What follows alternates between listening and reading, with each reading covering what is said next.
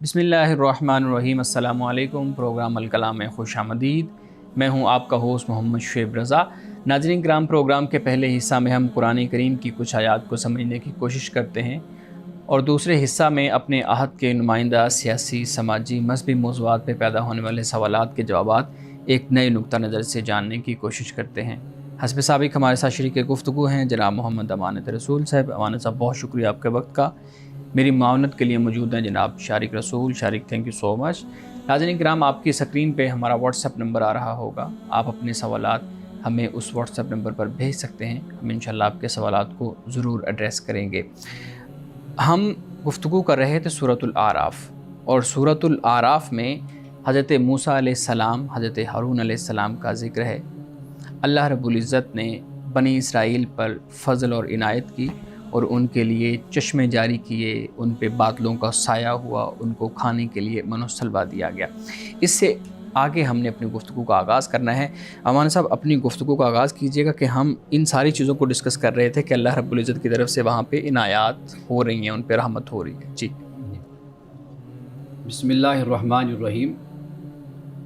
وَاسْأَلْهُمْ عَنِ الْقَرْيَةِ الَّتِي كَانَتْ حَاضِرَةَ الْبَحْرِ، اور ان سے پوچھ بستی کا حال، یعنی بستی کے حال سے مراد یعنی بستی والوں کا حال پوچھ۔ کانت حاضرۃ البحر، کہ جو دریا کے کنارے تھی۔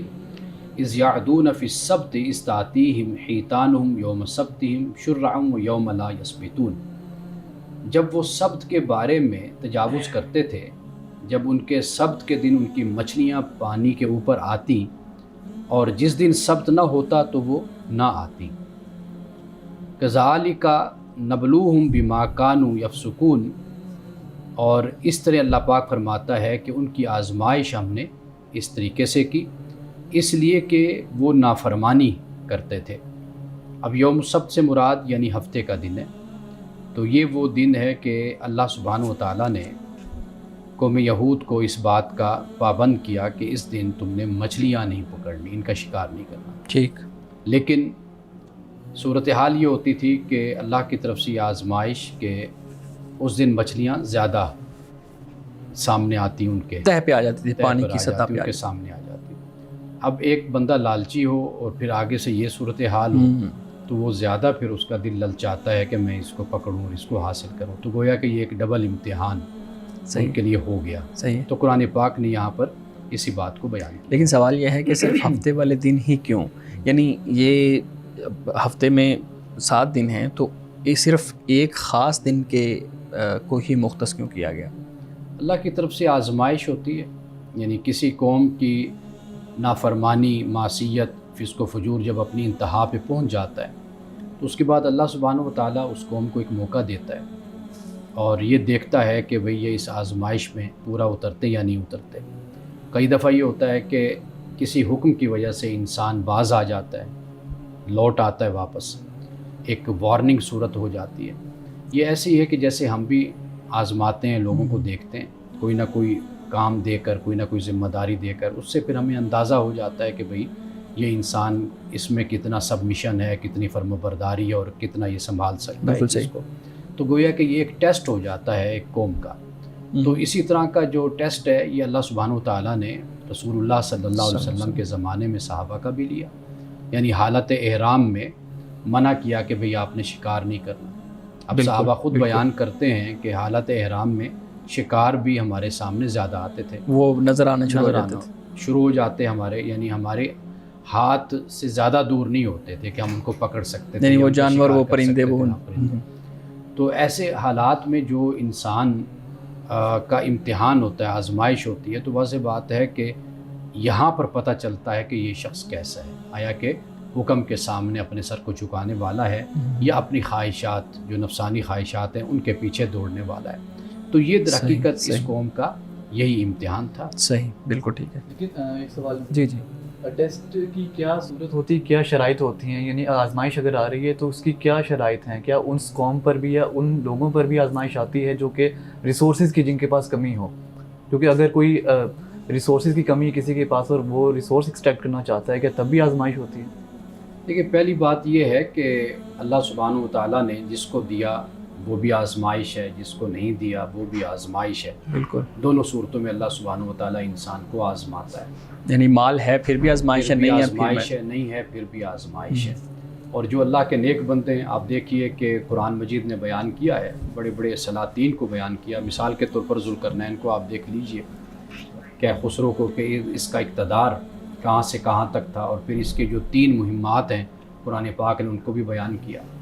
تو اس کے باوجود بھی وہ خدا کا نیک بندہ رہا، ایمان والا رہا، اور قرآن پاک نے بیان کیا ہے کہ اس نے کہا کہ بھئی ایک تو تم نافرمانی کرو گے تو دنیا میں تمہیں سزا ملے گی، ایک تمہیں اللہ تعالیٰ آخرت میں بھی تمہیں سزا دے گا، لیکن جو ایمان اور عمل صالح کرنے والے ان کے لیے اجر ہوگا۔ اب بادشاہوں کو بھی دیا گیا، وہ بھی ان کے لیے آزمائش بن گیا کہ وہ اللہ کے حکم کے تابع رہتے یا نہیں رہتے، اور نہیں دیا گیا وہ بھی ایک لحاظ سے انسان کے لیے آزمائش ہے۔ یہ میں بات کئی مرتبہ بیان کر چکا کہ یہ دنیا اللہ سبحانہ و تعالیٰ نے آزمائش کے طور پر یہ بنائی ہے، یعنی یہ پرفیکشن کے اصول پر نہیں ہے، اس میں کمی رہے گی۔ اس لیے انسان کے بارے میں کہا جاتا ہے کہ انسان پرفیکشنسٹ ہے۔ اس کا مطلب یہ ہے کہ یہ اپنی تکمیل کی طرف بڑھتا رہتا ہے، آخر موت اس کو اپنے آغوش میں لے لیتی، اور وہ تکمیل نہیں ہوتی، وہ تکمیل نہیں ہوتی، وہ ساری جو اس کی کمیاں ہیں اور جو اس کی خواہشیں اور اس کی جو بھوک اور پیاس ہے وہ آخرت میں جا کر اس کی تکمیل ہوگی۔ لیکن وہ شخص جس کے پاس زیادہ ہے اس کی آزمائش اس سے بہتر نہیں کہ جس کے پاس کم ہے؟ میرا خیال ہے کہ اس کی آزمائش زیادہ ہے جس کے پاس مال اور دولت ہے، کیونکہ اب اس کے پاس نافرمانی کے راستے بھی زیادہ ہیں، عیاشی کے راستے بھی زیادہ ہیں، اپنی نفسانی خواہشات کی تکمیل کے راستے بھی زیادہ ہیں، تو وہ تو زیادہ پکڑ اور زیادہ امتحان میں آتا ہے۔ اور جس کے پاس نہیں ہے تو وہ تو کل اللہ کی بارگاہ میں یہ بھی گزارش کر سکتا ہے کہ مولا میرے پاس تو ایسا کچھ نہیں تھا بالکل، کہ جس کی بنیاد پر میں کچھ کرتا۔ تو ایک لحاظ سے بہت سے گناہوں سے اور بہت سی معصیت کاریوں سے جس کے پاس نہیں ہوتا وہ بچ جاتا ہے، جس کے پاس ہوتا ہے وہ آگے سے آگے اپنا قدم بڑھاتا ہوا زمین پر ظلم اور بربریت۔ آپ قرآن مجید پڑھیے، قرآن کہتا ہے وَإِذَا تَوَلَّىٰ سَعَىٰ فِي الْأَرْضِ، کہ جب زمین پر اقتدار ملتا ہے اس کو تو یہ زمین میں فساد پھیلاتا ہے، فصلوں کو تباہ و برباد کرتا ہے، نسلوں کو تباہ کر دیتا ہے۔ اب یہ آخر اقتدار اور کرسی اور سلطنت اور ریاست ملتی ہے تو وہ یہ سب کچھ کرتا ہے، جس کے پاس کچھ نہیں ہے تو وہ کیا کرے گا؟ بالکل صحیح ہے جی۔ ایمان صاحب اگلی آیت۔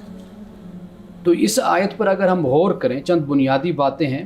ایک تو یہ ہے کہ یہ سوال کیا جاتا ہے کہ یہ واقعہ کہاں کا ہے، یہ حاضرۃ البحر، بحر کلزم اس کو کہا یہ جاتا ہے، کس سمندر یا کس دریا کے کنارے بحر احمر آپ اس کو کہہ لیجئے، یہ وہ مقام ہے، اور یہ اردن، سعودیہ اور اس کے درمیان کہیں جا کر یہ علاقہ بنتا ہے کہ جہاں پر یہ بیان کیا، یعنی بحر احمر کے قریب کی جو بستیاں ہیں تو قرآن مجید نے بیان کیا کہ یہ وہاں کی قوم تھی۔ اور یہاں پر ایک دو باتیں مزید جو ہم لوگوں کو سمجھنی چاہیے وہ یہ ہے کہ اللہ سبحانہ و تعالیٰ اگر کسی چیز سے منع کرتا ہے ہم اس کے منع پر عمل کریں، ٹھیک ہے، اس میں کوئی شک نہیں ہے کہ اس میں حکمت ہوتی ہے، اس میں کوئی سبب ہو سکتا ہے، کوئی وجہ ہو سکتی ہے، وہ اپنی جگہ پر، لیکن ہمارے لیے اللہ تعالیٰ کا حکم یہ کافی ہے، کیونکہ بہت سے مسائل اور معاملات ایسے ہوتے ہیں کہ ہم ان کی حکمتیں ہم سمجھتے ہیں کہ حکمتیں ہم بیان کریں گے تو اس سے کوئی بالادستی قائم ہوگی، کوئی وجہ قائم ہوگی، بالکل صحیح، لیکن اصل جو بات ایک مسلمان کے لیے وہ ہوتی ہے سبمیشن، کہ اللہ کا یہ حکم ہے تو لہٰذا میں نے اللہ کے اس حکم کو پورا کرنا ہے۔ حکمت کے ساتھ تو سبمیشن زیادہ بہتر ہوگی میرے خیال میں اگر حکمت تلاش کی جائے تو۔ یعنی مثال کے طور پر آپ دیکھیے کہ روزہ ہے، اللہ سبحانہ وتعالیٰ نے فرمایا کہ آپ نے روزہ رکھنا ہے، ہمارے لیے حکم ہے۔ بالکل، اب کسی دور میں روزے پر بڑی تنقید بھی کی جاتی تھی کہ بھئی یہ کیا سارا دن کیوں بھوکا رہا جاتا ہے کہ بھئی بھوکا پیاسا رہو اور اپنے ساتھ یہ زیادتی کرو، لیکن اب اس چیز کو بڑا پسند کیا جاتا ہے، بلکہ یہ کلچر ہمارے ہاں شروع ہو گیا کہ بھئی فاسٹنگ وغیرہ کا اور یہ سلسلہ بن گیا۔ تو گویا کہ ہمارے لیے جو اصل چیز ہے ممکن ہے کہ انسانی سوچ، انسانی فکر خدا کے اس حکم تک نہ پہنچ پائے، لیکن ہمیں اس بات کا حکم ہے کہ ہم اس کی پابندی کریں۔ تو لہٰذا یہ اپنی جگہ پر کہ کیا امتحان ہے، کیا آزمائش ہے، کیا حکمت ہے، کیا حکمت نہیں ہے، اس پر تو انسان تحقیق بھی کرتا رہے گا، وقت کے ساتھ ساتھ آگے بڑھتا رہے گا، لیکن جو یہ ماننا ہوتا ہے نا یہ سب سے اہم چیز ہے۔ اگر آپ اس پر سر تسلیم خم کرنا، سر تسلیم خم، یعنی آپ کو حکم ہوا، آرڈر ہوا، آپ نے وہ کام کرنا ہے، اللہ فرماتا ہے نماز پڑھو تو نماز پڑھنی ہے، تو اللہ کا حکم ہے، ہر صورت میں پڑھنی ہے۔ تو لہٰذا یہ چیز اس طریقے سے جب تک ہم نہیں سمجھیں گے تو اس وقت تک ہمیں جو سبمیشن کا جذبہ ہے اور احساس ہے وہ ہمارے اندر قائم نہیں ہوگا۔ پہلے تو خدا کے ساتھ محبت اور تعلق ہم قائم کریں، بالکل جس سے محبت اور تعلق اور جس کے احسانات کا شعور انسان کو ہوتا ہے تو وہاں پر پھر انسان کی قربت اور تعلق اور محبت بھی بڑھتی ہے۔ صحیح۔ مولانا صاحب یہاں بات اگر پوری ہو گئی تو میں پوچھ لوں ایک چیز، یہاں صرف مچھلیاں پکڑنے کا ذکر ہے، کیا یہ صرف مچھلیاں پکڑنے پہ ہی ان کی آزمائش تھی یا ان کو باقی بھی کچھ کاموں سے روک دیا گیا تھا کہ یہ کام تم نے نہیں کرنے؟ بس یہ فرمایا تھا کہ بھئی اس دن تم نے آرام کرنا ہے۔ اس طرح ہمیں تورات میں بھی یہ بات ملتی ہے۔ تو اب واضح بات ہے کہ مچھلیوں کو پکڑیں گے، ان کو بھونیں گے، ان کو کاٹیں گے، پکائیں گے یا مچھلیوں کو بیچیں گے، یہ تو پھر اس مچھلی کے ساتھ بہت کچھ جڑ جاتا ہے نا۔ یہ ایسی ہے کہ کوئی صنعت ایک زمانے میں ایک وقت میں ہوتی ہے، اس صنعت میں اور اس حرفت میں، اس تجارت میں وہ ایک آئٹم خاص طور پر موجود ہوتا ہے۔ جب آپ کو یہ کہہ دیا جائے کہ آپ نے یہ کام نہیں کرنا تو گویا کہ اس دن آپ کو دیگر اس سے متعلق جو کام ہیں بالکل ان کی بھی ممانعت ہو جاتی ہے۔ تو لہٰذا یہ فرمایا گیا کہ بھئی اس دن تم نے آرام کرنا ہے اور عبادت خدا کے سامنے جو ہے نا وہ اللہ کا جو حکم ہے بس اس کو تم نے پورا کرنا ہے۔ بالکل صحیح ہے۔ ناظرین کرام، یہاں وقت ہوا چاہتا ہے ایک بریک کا، ہمارے ساتھ رہیے گا۔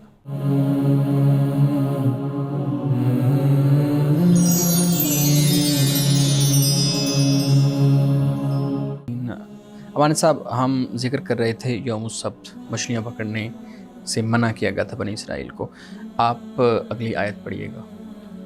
فرمایا وَإِذْ قَالَتْ أُمَّةٌ مِّنْهُمْ لِمَ تَعِظُونَ قَوْمًا اللَّهُ مُهْلِكُهُمْ وَمُعَذِّبُهُمْ عَذَابًا شَدِيدًا۔ ان میں سے ایک گروہ نے یہ کہا کہ کیوں تم اس قوم کو نصیحت کرتے ہو کہ جنہیں اللہ ہلاک کرنے والا یا انہیں سخت عذاب دینے والا ہے۔ قَالُوا مَعْذِرَةً إِلَىٰ رَبِّكُمْ وَلَعَلَّهُمْ يَتَّقُونَ، تو انہوں نے کہا کہ تمہارے رب کے سامنے الزام اتارنے کے لیے، یعنی کوئی یہ ہم پر یہ الزام نہ بری آئے ذمہ ہونے کے لیے، ہاں بری ذمہ ہونے کے لیے یہ الزام ہم پر نہ آئے کہ بھئی تم نے ان کو سمجھایا نہیں تھا یا بتایا نہیں تھا، وَلَعَلَّهُمْ يَتَّقُونَ، اور اس لیے کہ شاید یہ ڈریں۔ صحیح۔ اب یہاں پہ ایک تو امت کی گروہ کی بات کی کہ اس گروہ نے ان کو نصیحت کی واعظ کیا۔ اب اس کے دو فائدے ہیں، یعنی ایک بات تو یہ ہے کہ کم از کم خدا کے سامنے ہم جواب دہ نہیں ہوں گے کہ بھئی ہم نے اپنی طرف سے ذمہ داری ادا کر دی، اور دوسرا یہ کہ ممکن ہے کہ وہ تقوی اختیار کر لیں، ہماری اس نصیحت کا ان پر اثر ہو۔ یعنی یہ بات سمجھ آتی ہے کہ آخری وقت تک مایوس نہیں ہونا چاہیے، یہ سلسلہ واعظ کا، نصیحت کا اور تبلیغ کا، دعوت کا یہ جاری رہنا چاہیے، بلکہ اگر یہ جاری نہیں رہتا اور واعظ اور نصیحت انسان چھوڑ دیتا ہے، اپنی ذمہ داری کو نہیں نبھاتا، تو یہ در حقیقت انسان کے لیے باعث الزام بنے گا کہ اس نے اپنی پوری کوشش نہیں کی، اپنی پوری کوشش اس نے کر لی تھی اللہ کی بارگاہ میں، تو یہ اس کی سرخروئی جو ہے وہ اس کے لیے ضروری ہے۔ صحیح۔ مولانا صاحب مجھے اگر اجازت دیں تو یوم السبت سے متعلق ایک چیز میرے ذہن میں آ رہی ہے۔ یوم السبت میں بنی اسرائیل جمعے والے دن وہ رات کو پانی اپنی طرف لے جاتے تھے، نالیاں بنا لیتے تھے یا پھر جال لگا دیتے تھے، مختلف چیزیں بیان کی جاتی ہیں۔ یہ ہیلا سازی ہے جس کے ذریعے وہ اپنا فائدہ حاصل کرتے تھے، یعنی ایک کام جس سے ان کو منع کیا گیا ہے لیکن وہ کام انہوں نے کرنا بھی ہے تو وہ 2 نمبر طریقے سے کر رہے ہیں۔ ہمارے ہاں اس چیز کو تھوڑا سا ریلیٹ کیا جاتا ہے کہ ہمارے ہاں جب بھی کوئی مسئلہ پیدا ہوتا ہے تو علماء ایک ہیلا سازی والا طریقہ اختیار کرتے ہیں، ہیلا شری جس کو ہم کہتے ہیں کہ وہ طریقہ اختیار کرتے ہیں۔ اب بہت سی میں نے دیکھا ہے لوگ اس کو بنی اسرائیل کے اس یوم السبت والے معاملے کے ساتھ ملا دیتے ہیں کہ چونکہ انہوں نے بھی ہیلا کیا تو اللہ تعالیٰ نے ان کو عذاب دیا۔ ہمارے ہاں علماء بھی اسی طرح سے ہیلا شری کرتے ہیں، تو یہ بھی ایک طرح سے وہی شکل ہے جو بنی اسرائیل کے اندر کی جاتی تھی۔ آپ کی اس پہ کیا رائے ہے؟ دیکھیے اس میں بڑا ایک فرق ہمارے سامنے آتا ہے۔ ہمارے ہاں مسئلہ اصل میں یہ ہے کہ وہ چیز کہ جو قرآن نے بیان کر دی یا رسول اللہ صلی اللہ علیہ وسلم کی سنت سے معلوم ہو گئی تو وہ ہمارے لیے حتمی ہے، قطعی ہے، ٹھیک ہے، وہ جو بیان ہو گیا۔ لیکن جب ہم اپنی فقہ میں یعنی اپنے امام یا اپنے فقیہ کے اجتہاد میں جاتے ہیں نا، اس میں پھر ہمارے لیے پرابلم کھڑی ہو جاتی ہے کہ ہم اس کو اختیار کرنا چاہتے ہیں اور اس کو اس طریقے سے ہم حتمیت اور قطعیت کے ساتھ قبول کرنا چاہتے ہیں کہ جہاں پر پھر کوئی گنجائش ادھر سے ادھر کی نہ رہے، کیونکہ وہ میرے پسندیدہ امام نے کہی ہے اس لیے جی، یعنی جس کو ہم اپنا امام مانتے اور ہیں فالو کر رہے ہیں، تقلید جس کی ہم کرتے ٹھیک ہے، وہاں پر آ کر یہ مسئلہ کھڑا ہو جاتا ہے۔ یعنی مثال کے طور پر میں آپ کو بتاؤں کہ زکوٰۃ کے مسئلے میں تملیک کا ایک تصور موجود ہے، اگلے کو مالک بنانا، مالک ٹھیک ہے، بنانا. ٹھیک ہے. حالانکہ اس کا کوئی ذکر ہمیں نہ قرآن میں ملتا ہے اور نہ ہمیں رسول اللہ صلی اللہ علیہ وسلم کی حدیث اور سنت سے ہمیں اس کا کوئی حکم ہے. صحیح. قرآن پاک نے سمپل اور سادہ بیان کیا کہ انما الصدقات للفقراء والمساکین، کہ یہ جو صدقات ہیں یہ فقراء کے لیے یا مساکین کے لیے. سمپل، یہ مسئلہ تملیک کہیں پر ہے ہی نہیں. ٹھیک ہے. اب جب ہم نے یہ بوجھ اپنے اوپر ڈالا، اب یہاں پر یہ صورت بنی کہ اب آپ کس طرح زکوٰۃ لیں. یعنی ایک مدرسہ ہے، ایک جامعہ ہے، اس کو آ کر کوئی زکوٰۃ دینا چاہتا ہے تو کیا طریقہ ہو، کیونکہ اب وہاں پر کوئی شخص نہیں ہے کہ جس کو مالک بنایا جائے. اور جو محتمم ہے وہ جو ہے نا وہ لے نہیں سکتا، مستحق نہیں ہے. وہ جامعہ کو دینا چاہتے ہیں، مدارس کو. وہ ایک انسٹیٹیوشن ہے، ایک بلڈنگ ہے، وہاں پر اسٹوڈنٹس پڑھتے ہیں. کیا جائے؟ اب اس کا حیلہ شرعی یہ نکالا کہ بھئی کسی طالب علم کو بلا کر اسے کہا کہ بھئی آپ اس کو چونکہ تم مستحق ہو تو بیٹھ جاؤ، آپ لے لو، اس کو قبول کر لو، بعد میں یہ ادارے کو دے دینا. حالانکہ اگر آپ نے تملیک بھی رکھنی ہے تو پھر تملیک تو یہ ہے کہ اس کو آزادی ہونی چاہیے. بالکل، وہ دینا دے، اس کی مرضی، وہ لے جائے، جو بھی کرے اپنے استعمال میں لائے. تملیک تو اصل میں یہ ہے، آزادانہ اس کا حق ہے اس کا.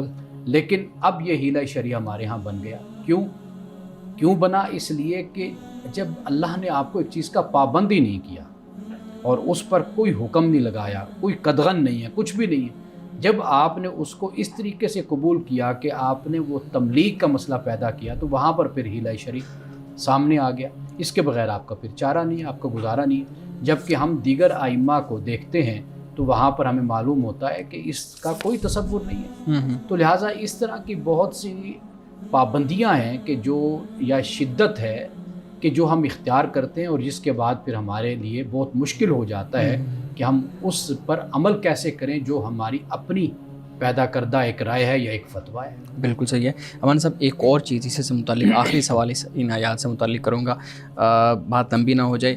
جمعہ کے جو دن ہمارے ہاں چھٹی ہوتی تھی اور پھر اب اتوار کو ہونے لگ گئی، کئی ممالک میں ابھی بھی جمعہ کی چھٹی ہے، کئی ممالک میں اتوار کی چھٹی ہے، یا السبت کا بھی ہم پڑھ رہے ہیں. تو کیا اس کا کوئی مذہبی تعلق بنتا ہے ایک دن فری رکھنے کا یا چھٹی دینے کا؟ اور خاص طور پہ ہم جمعہ کے دن کی جب بات کرتے ہیں تو ہمارے ہاں اس کو ایک مذہبی فریضہ یا مذہبی اس کا کانٹیکس بیان کیا جاتا ہے. اس سے متعلق میں ایک روایت بھی آپ کے سامنے رکھوں گا. حضرت ابو ہریرہ رضی اللہ تعالیٰ عنہ سے ایک روایت ہے، وہ کہتے ہیں کہ رسول اللہ صلی اللہ علیہ وسلم فرمایا کہ ہفتہ جو دن ہے وہ یہود کا ہے اور اتوار نصارہ کا ہے، اور اللہ نے ہمارے لیے جمعہ کا دن مختص کر دیا ہے. اس سے تو پھر یہی ثابت ہوتا ہے کہ جمعہ کے دن کی کوئی مذہبی فضیلت ہے، اس لیے اس دن چھٹی ہونی چاہیے. قرآن مجید سے بڑھ کر تو کوئی حوالہ ہمارے پاس نہیں. بے شک، بالکل ٹھیک. قرآن مجید نے جمعہ کا جہاں پہ ذکر کیا، اذا نودی للصلاۃ من یوم الجمعۃ فاسعوا الی ذکر اللہ وذروا البیع، فرمایا کہ تم دوڑ کر اللہ کے ذکر کی طرف آؤ، اور فرمایا کہ تجارت کو تم چھوڑ دو. ٹھیک ہے نا جی، تجارت کو چھوڑ دو.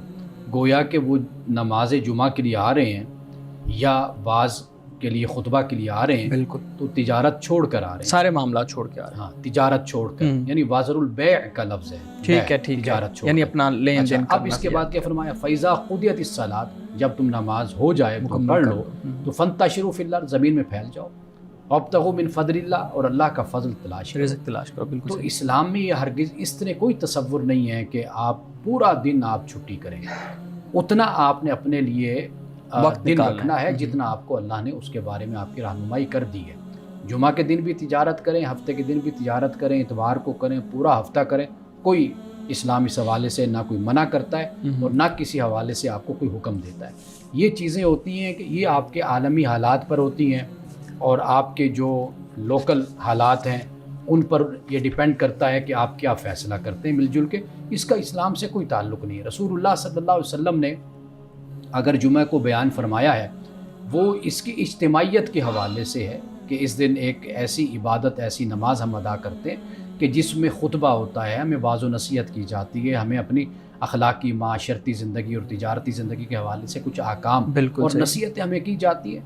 تو یہ اس بیک گراؤنڈ اور پس منظر میں آپ نے فرمایا. اس کا پس منظر ہرگز یہ نہیں ہے کہ آپ سارا دن بالکل فارغ ہو کر بیٹھ جائیں، چھٹی کا دن ہے کیونکہ جمعہ ہے.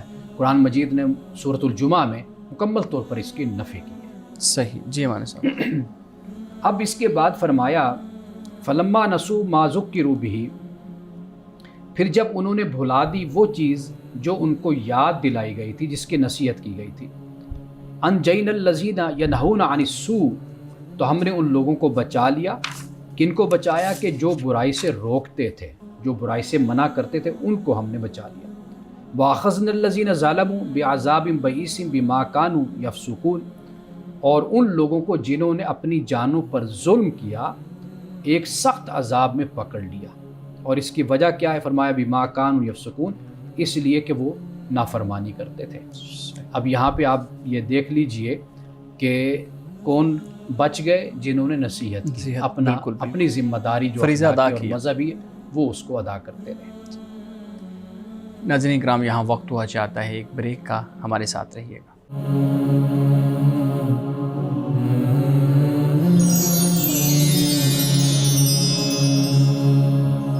خوش آمدید. ہمارے صاحب بہت شکریہ، آپ سورۃ الاعراف کی آیات کا جو مفہوم ہے وہ ہمیں بتا رہے تھے. حج کے ایام آنے والے ہیں، حاجی ہمارے اپنے سفر کا آغاز کر رہے ہیں، تو حج سے متعلق کچھ چیزیں ہیں میں آپ سے پوچھنا چاہوں گا. حج پہ جو لوگ جا رہے ہیں، ایک تو یہ ہے کہ انہوں نے یہ دیکھ لیا کہ ان کو کون کون سے مناسک ادا کرنے ہیں اور کس کس طرح ان کی ادائیگی کرنی ہے، اس کو کیسے پرفارم کرنا ہے. لیکن میں آپ سے یہ پوچھنا چاہوں گا کہ حج پہ جو جانے والے افراد ہیں، ہمارے دوست احباب ہیں، ان کو کن چیزوں کی خاص تربیت حاصل کرنی چاہیے تاکہ وہاں پہ جا کے مشکلات سے بچ سکیں؟ چند باتیں ہیں. ایک تو دیکھیے ابھی حج کا موسم شروع ہوا، جگہ جگہ پہ تربیتی کیمپ لگ جاتے ہیں. بالکل. وہاں پر جو حاجی خوش قسمت لوگ جو حج کے لیے جا رہے ہیں، ان کی باقاعدہ طور پر وہاں پر تربیت ہوتی ہے، ان کو بتایا جاتا ہے. ہمارے ہاں جو اصل معاملہ ہے، ایک تو یہ ہوتا ہے کہ جو اویئرنیس ہونی چاہیے ہماری قوم کو، پاکستانیوں کو، وہ یہ ہے کہ ایک تو وہاں پر جو قوانین کی پابندی ہے اس کو خاص طور پر پیش نظر رکھیں اور اس کا خیال رکھیں، جو اس گورنمنٹ نے بنائے ہوئے جی، جو ان کے بنائے ہوئے وہ چاہے آپ کو پسند ہے یا نہیں پسند ہیں یا نہیں پسند ہیں، وہ آپ ان سے تنگ ہوتے ہیں یا تنگ نہیں ہوتے، وہ انہوں نے بنائے ہیں، وہ آپ کی جان کی حفاظت کے لیے اور آپ کے تحفظ کے لیے. ایک تو یہ چیز ہے. دوسرا یہ ہے کہ وہاں یا راستہ جو بھی ہے اس میں ہمیں ہمیشہ جو اپنا گروپ ہوتا ہے، اپنے لوگ ہوتے ہیں، ہمیں ان کے ساتھ ہی جڑے رہنا چاہیے. یہ دوسری بات ہے کہ جس کا خیال کیا جائے. اور قرآن مجید نے بھی اس کے حوالے سے جو ہمیں تعلیم دی ہے، قرآن نے کہا کہ فلا رفث ولا فسوق ولا جدال، یہ تین چیزیں ان کا خیال رکھا جانا چاہیے. رفث سے مراد یہ ہوتا ہے کہ جیسے جنسی کلام ہے، باتیں، عشقیہ باتیں ہیں یا فحش گفتگو ہے، یہ چیزیں. فسوق کے مراد جو ان سا ہے وہ نافرمانی اور اس طرح کے معاملات ہو گئے، اور جدال جو ان سا ہے اس سے مراد جھگڑا وغیرہ ہوتا ہے.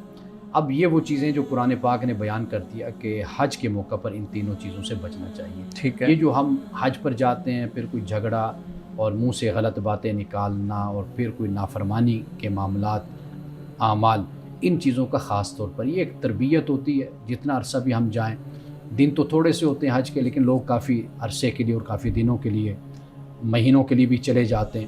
تو جب وہاں پر جاتے ہیں تو اس بات کا خیال رکھیں کہ وہ یہاں پر تربیت کے لیے آئے ہیں، اور وہاں پر جو زندگی گزارنی ہے وہ ذرا اس طریقے سے گزاریں کہ تاکہ وہ ایک اچھے مسلمان اور ایک اچھے انسان بنے، نہ یہ کہ اپنی زندگی کو اسی طرح ہی بنائے رکھیں کہ جیسے وہ پہلے تھے اور بعد میں بھی اسی طرح بنیں. تو ایک تو یہ چیز ہے. پھر یہ کہ رسول اللہ صلی اللہ علیہ وسلم کی بارگاہ میں جو حاضری ہوتی ہے اس کا خاص طور پر خیال رکھا جائے. رسالت مآب صلی اللہ علیہ وسلم کی بارگاہ میں ایسے بہت سے معاملات ہیں کہ جو ایک تو خاص طور پر خود جو حج کے ٹرینر ہوتے ہیں، تربیت دینے والے ہوتے ہیں، وہ بھی بہت کچھ سکھاتے ہیں اور بتاتے ہیں. لیکن کچھ ہم لوگوں کے اندر کمزوریاں بھی ایسی ہیں کہ شاید ہم موجود بھی ہوتے ہیں کیمپ میں، تربیت میں، لیکن اس کے باوجود کچھ دلچسپی ہماری نہیں ہوتی کہ ہم چیزوں کو سیکھیں اور سمجھیں. بس وہ ایسے ہی بس ہمارا معاملہ چلتا ہے. ہمارے صاحب میں جی پلیز، میں حج کی بات کی تو میں نے اکثر سنا ہے کہ جب بھی ہم پہلی بار حج پر جاتے ہیں، خانہ کعبہ کو پہلی نظر میں دیکھتے ہیں تو ہم جو دعا مانگے وہ قبول ہو جاتی ہے. کیا یہ بات درست ہے؟ حدیث پاک میں اس کا ہمیں ذکر ملتا ہے کہ اگر انسان جاتا ہے، جب بھی جائے، یعنی پہلی نظر جب بھی اس کی کعبۃ اللہ پہ پڑے تو وہ اللہ تعالیٰ سے دعا کرے تو اللہ تعالیٰ اس کی دعا کو قبول کرتا ہے. اور اگر اس کو یہ یاد رہے اس حالت میں جب پہلی نظر پڑتی ہے تو انسان کی ویسی بھی کیفیت بدل جاتی ہے. بالکل بالکل. یعنی میں اپنا ذاتی تجربہ کہوں یا جو دیگر ہمارے مسلمان بھائی جاتے ہیں جی تو وہ ایسا ہی ہوتا ہے. سنی یہ بات ہم نے بھی ہے, پڑھی بھی تھی اس وقت بھی جب گئے تھے, لیکن جیسے جیسے انسان مسجد حرام میں داخل ہوتا ہے باب سے اور وہ ستونوں کے درمیان سے جیسے جیسے کعبۃ اللہ واضح ہوتا نظر نظر آتا چلا جاتا ہے, تو اس وقت جو انسان کی کیفیت ہوتی ہے وہ ناقابل بیان انسان کی کیفیت ہوتی ہے. تو اگر اس وقت انسان کو یاد رہ جائے تو بڑی بات ہے کہ بڑی وہ خوش ضرور قسمت. اللہ کی بارگاہ میں دعا کرے, لیکن اکثر طور پر انسان اپنی حالت میں اور اپنی کیفیت میں رہتا نہیں ہے دیکھ کر. بالکل. اچھا مولانا صاحب, آپ بات کر رہے تھے قوانین کی پابندی ہمیں کرنی چاہیے, فسق و فجور سے اور لڑائی جھگڑے اور ان چیزوں سے بچنا چاہیے, اور آپ یہ بھی بات ساتھ کر رہے تھے کہ ہمارے ہاں لوگ ٹریننگ کے دوران اٹینٹیو ہو کے اس کو چیزوں کو نہیں سنتے. میرے خیال میں لوگوں کے دل میں یہ ہوتا ہے کہ یار ایک جو محبت اور الفت کا جو ان کے اندر جذبہ ہوتا ہے نا, ان کی نظر زیادہ اس پہ ہوتی ہے کہ یار ہم خدا کی بارگاہ میں جائیں گے, اس گھر کو دیکھیں گے, اس گھر کے اندر اس کے سکون محسوس کریں گے, رسول اللہ علیہ وسلم کی بارگاہ میں جائیں گے. تو وہ محبت کا جو عنصر ہے وہ کبھی کبھی ہمارے ہاں لوگ غلط بھی استعمال کر لیتے ہیں یا ان سے غلط استعمال ہو جاتا ہے. مثال کے طور پہ لوگ وہاں پہ جا کے کعبہ کا جو غلاف ہے اس کے دھاگے توڑنا شروع کر دیتے ہیں. وہاں ایسی جگہوں پہ جہاں منع کیا گیا ہے جانے سے وہاں جانے کی کوشش کرتے ہیں صرف اپنی محبت اور اپنی اس الفت کے اظہار کے لیے کہ ہم رسول اللہ صلی اللہ علیہ وسلم کی بارگاہ میں جائیں, جتنا قریب ہو سکتا ہے اتنا جائیں. اور پھر اسی طریقے سے حجر اسود کا بوسہ ہے, اس کو لینے کے لیے ہماری خواہش یہ ہوتی ہے کہ ہم جتنا جلدی ہو سکتا ہے, جتنا زیادہ ہو سکتا ہے بوسہ لیں. اب یہ وہ ساری چیزیں ہیں جو وہاں پہ پابندیاں بھی ہیں, لیکن ہم اپنے جذبات کے اندر ان پابندیوں کو بھی اور ان قوانین کی خلاف ورزی کرتے ہیں. اس صورتحال کو آپ کیسے دیکھتے ہیں؟ اس گھر کا ادب اور احترام یہ فرض ہے. باقی جو اعمال آپ نے ذکر کیے نا, ان میں سے اکثر سنت ہے, مستحب ہے. فرض پر کمپرومائز نہیں کیا جاتا. اللہ کا حکم ہے ادب اور احترام ملحوظ خاطر رکھا جائے.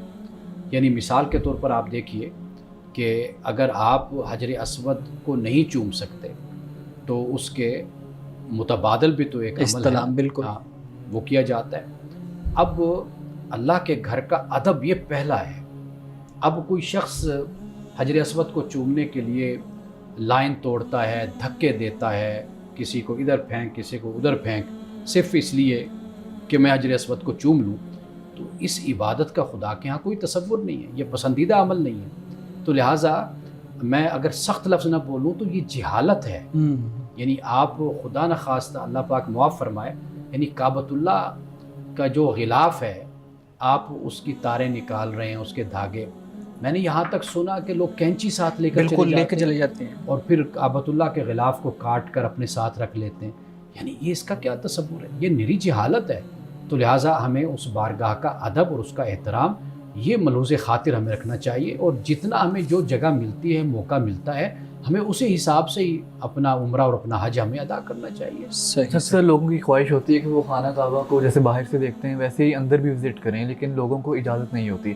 لیکن جب حکمران جاتے ہیں تو ان کو اجازت دی جاتی ہے. تو یہ جو ہے کیا یہ تضاد نہیں ہے, کیا یہ کلاس ڈفرینس نہیں ہے, اور اسلام تو اس کی بالکل بھی اجازت نہیں دیتا؟ دیکھیے, بادشاہوں کا ایک اپنا, حکمرانوں کا اعزاز ہوتا ہے, ایک پروٹوکول ہوتا ہے. اس بنیاد پر یہ آج کی بات نہیں ہے, یہ بہت پہلے سے عرب کے ہاں بھی یہ ایک رواج چلتا آ رہا ہے, اور اس طریقے سے وہ ایک پروٹوکول دیتے ہیں, استقبال کرتے ہیں, اندر لے کر جاتے ہیں. عوام کے لیے بھی ہونا چاہیے, اس میں کوئی حرج نہیں ہے. لیکن آپ یہ دیکھیے کہ کعبۃ اللہ کے اندر جانا یہ کوئی فرض بھی نہیں ہے, کوئی لازم بھی نہیں ہے, کوئی حج کا یا عمرے کا رکن بھی نہیں ہے کہ ہر صورت میں آپ نے اندر جا کر دیکھنا ہے یا اندر جانا ہے آپ نے.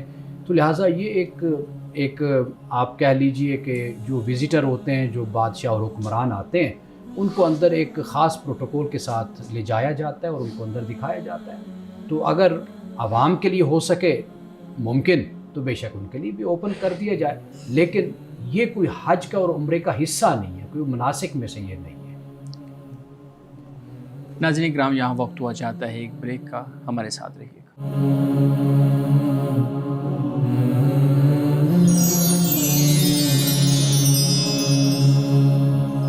میں ایک دفعہ پھر خوش آمدید. امان صاحب, ہم بات کر رہے تھے حج کے ایام اور حج کے دوران مختلف ایکٹیویٹیز کی.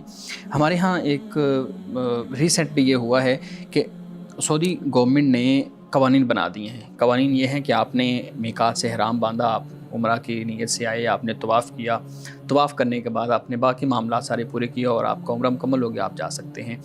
یا پھر یہ ہے کہ اگر آپ نے دوبارہ طواف کرنا ہے تو آپ احرام کی حالت میں ہی ہوں گے, یعنی آپ اگلے دن طواف کرنا چاہ رہے ہیں تو احرام کی حالت میں ہوں گے. اب لوگ کیا کرتے ہیں, لوگ ایک تو جھوٹ بول کے آ جاتے ہیں, ٹھیک ہے.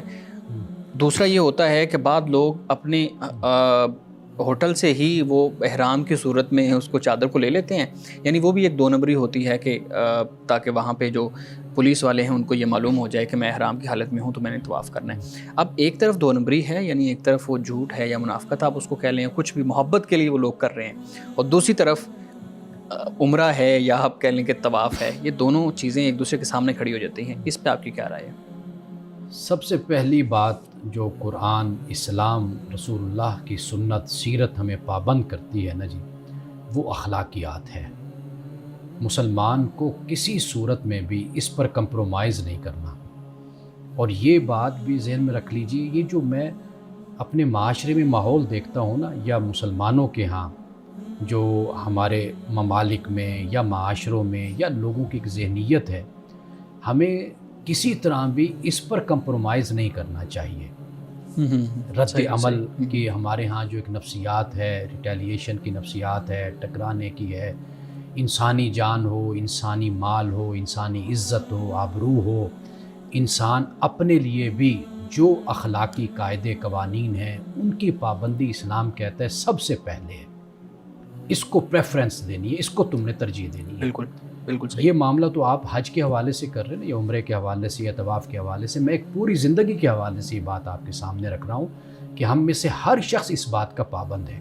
پھر کجا یہ کہ اتنی بڑی عبادت ہے بھئی, آپ عمرے کے لیے گئے ہیں, آپ نے طواف کر بھی لیا ہے, پھر آپ اس ملک کے قانون کی خلاف ورزی کر رہے ہیں, اور کس جگہ پہ کر رہے ہیں, کس جگہ پہ کر رہے ہیں, اور پھر وہ قانون جو بنایا گیا وہ آپ لوگوں کی بہتری کے لیے بنایا گیا, اس سٹرکچر کو بہتر کرنے کے لیے آپ کی جان کی حفاظت کے لیے بنایا گیا, آپ کے مال کی حفاظت کے لیے بنایا گیا. جب یہ سب کچھ وہ حکومت آپ کو بنا کر دیکھیے, وہ تو پھر بھی حج اور عمرے کے حوالے سے حکومت کے قوانین ہیں. میں یہ کہتا ہوں آپ بے شک کسی بھی ملک میں ہوں, وہ غیر مسلم کنٹری ہے, ملک ہے, کوئی بھی ملک ہے, اس کے قوانین کی پابندی آپ پر لازم ہے, فرض ہے, اسی طریقے سے کہ جیسے آپ اپنے ملک میں قوانین کی پابندی کرنے کے پابند ہوتے ہیں, خدا نے, اللہ کے رسول نے آپ کو اسی طرح ہر جگہ پر قانون کی پابندی آپ پر لازم ٹھہرائی کہ آپ اس ملک کے قانون کی پابندی کریں. تو یہ جو ہماری ایک سوچ, عجیب سی ہم لوگوں کی سوچ ہے کہ ہم کہیں پر کسی کام کے لیے جھوٹ بھی بولتے ہیں, کسی کام کے لیے غلط کام بھی کر ڈالتے ہیں کہ بھئی یہ اچھا مقصد ہے ہمارا. اس کا کوئی تصور اسلام کے اندر نہیں ہے. ہم دیکھتے ہیں اکثر حج پر اکثر یہ دیکھنے میں آتا ہے کہ جو خواتین ہوتی ہیں دھکم پیل میں ان کے ساتھ بھی بدتمیزی ہوتی ہے, چوری چکاری کا بھی جو واقعات ہیں اس طرح کے بھی دیکھنے کو ملتے ہیں. تو ہمارے ہاں ایک مقدس مقام کا کیوں تقدس نہیں پایا جاتا؟ دیکھیے یہ تقدس پایا بھی جاتا ہے, لیکن ایسے لوگ چلے جاتے ہیں وہاں پر جو جہالت پر مبنی ان لوگوں کا یہ رویہ ہوتا ہے. اب ایک بڑی خوبصورت بات ہے ایک بزرگوں کی, وہ فرماتے ہیں کہ میں نے ایک شخص کو بخارا میں دیکھا, بازار میں وہ بیٹھا تجارت کر رہا تھا, کاروبار کر رہا تھا, لیکن میں نے اس کے دل کو اللہ کی یاد میں مصروف پایا, یعنی وہ اللہ کی یاد میں مصروف تھا. کہتے ہیں ایک شخص کو میں نے کعبہ کا طواف کرتے ہوئے دیکھا, لیکن اس کے دل کو میں نے خدا کی یاد سے غافل پایا. تو یہ انسان اپنے اوپر محنت کرتا ہے, اپنا تزکیہ کرتا ہے اور اللہ کی بارگاہ میں جاتا ہے. تو کئی لوگ مسجد میں بیٹھے ہوتے ہیں لیکن بالکل وہاں سے بے خبر اور غیر حاضر ہوتے ہیں. کئی لوگ بازار میں, مارکیٹ میں بیٹھے ہوتے ہیں لیکن خدا کی طرف متوجہ ہوتے ہیں. یہ تزکیہ ہے, تقویٰ ہے. آپ اپنے اوپر محنت کریں تو پھر انسان ایک اچھا انسان بنتا ہے. صحیح. مولانا صاحب حدیث مبارکہ بیان کیجیے گا. ایک صحابی نے رسول اللہ صلی اللہ علیہ وسلم سے پوچھا, یا رسول اللہ صلی اللہ علیہ وسلم, میں جہاد میں جانا چاہتا ہوں. تو آپ نے پوچھا کیا تیری والدہ زندہ ہے؟ تو انہوں نے عرض کی یا رسول اللہ صلی اللہ علیہ وسلم جی بالکل میری والدہ زندہ ہے. تو آپ نے فرمایا کہ ماں کے قدموں کے پاس رہو, وہاں جنت ہے. یعنی جو جنت تمہیں جہاد کے ذریعے سے ملنی ہے, شہید ہو کر یا غازی بن کر, تو فرمایا کہ تم اپنی ماں کے پاس رہو, ماں کے قدموں کے آس پاس رہو. فرمایا کہ تمہاری جنت وہاں پر ہے. ناظرین کرام، اس دعا کے ساتھ اپنے پروگرام کا اختتام کریں گے۔ اللہ رب العزت حسن کلام اور تاثیر کلام عطا فرمائے، ہماری زبان کے گروں کو کھول دے اور سننے والوں تک خیر کا پیغام پہنچے۔ اجازت دیجیے، خدا حافظ۔